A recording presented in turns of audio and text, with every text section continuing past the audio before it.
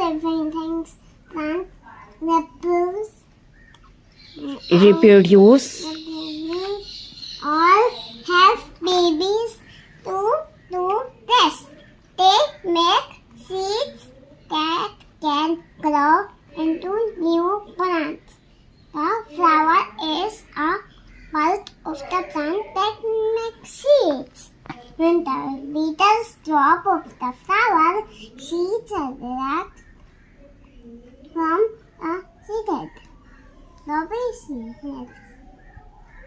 Some types can see the system to line seeds are found away from the wind. Other types of seeds are eaten by animals and dropped far away in their high Droppings. droppings.